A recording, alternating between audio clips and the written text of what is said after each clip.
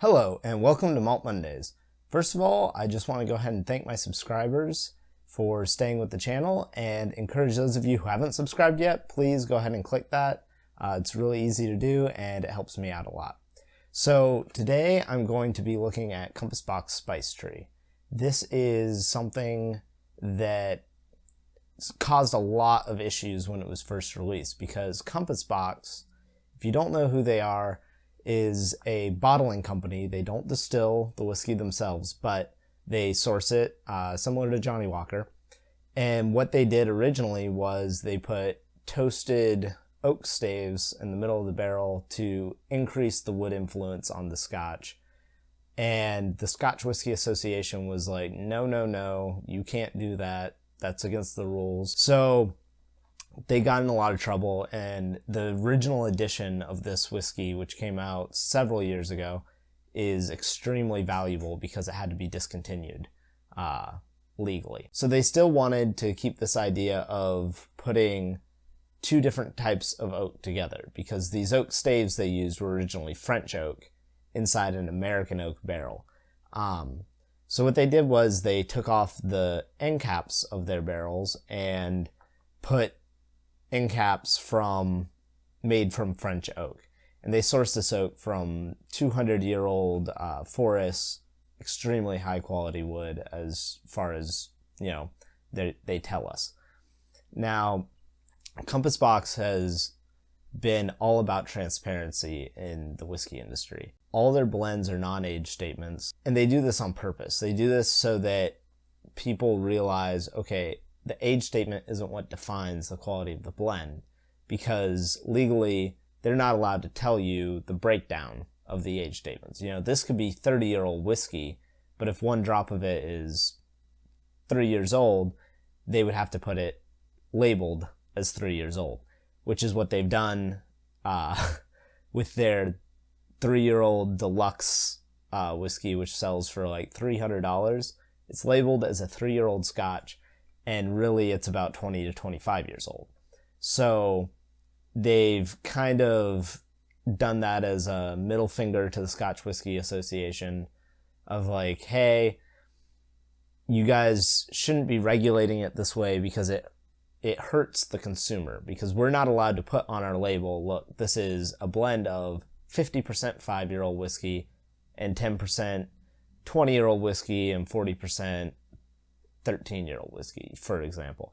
So Compass Boxes, if you go on their website, they will tell you everything you want to know about what is in this whiskey. They will tell you where it is from, where they source the whiskey from. They will tell you exactly what percentages are sourced from where, what percentage is aged in what kind of oak. They will even tell you the age statement of the individual whiskeys if you contact them, which I did, and they politely asked me not to share that information publicly with you guys, but I can say that this whiskey is done in a very similar fashion to Glenmorangie's wood finishes, in that it spends a certain amount of time, very much like Glenmorangie does, in original barrels, and then is transferred for a further 2 years into their special hybrid casks, which are American oak with French oak ends. So we're going to go ahead and take a look at this whiskey, and I've got to say right off the bat, Compass Box is already doing a great job with their packaging. Just look at how beautiful this box is. It's really stands out on the shelf, and it makes a nice addition to a shelf. Now on the bottle, we see that it's bottled at 46% ABV, non-chill filtered, and natural color. So right away, Compass Box is hitting all the right marks. They're non-chill filtered, non-colored, and they're above 40% ABV. So they're really trying to give you a bang for your buck. At $60, this is priced just above Glenmorangie's 12-year-old wood finishes. It's produced very similar style. Again, I'm not going to tell you the exact age. You can ask Compass Box yourself, but it's very similar to those. Now, the other important thing to mention is that this is a blended malt, not a blended Scotch whiskey, which means there's no grain whiskey used. It is completely malt. Hey Hamlet, I'm doing a video, so you can go down there. Now, one thing I'll say right away is looking at the color, because we know it's natural color, we can assume that a lot of these casks used were first fill, because it is quite dark for this aged whiskey. So we'll see how it smells.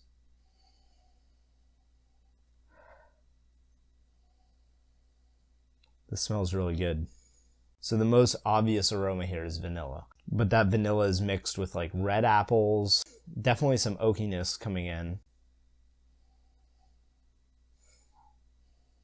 And there's some spices, but I can't really pick out exactly what those are. They're not quite that distinct. So we'll see how it tastes.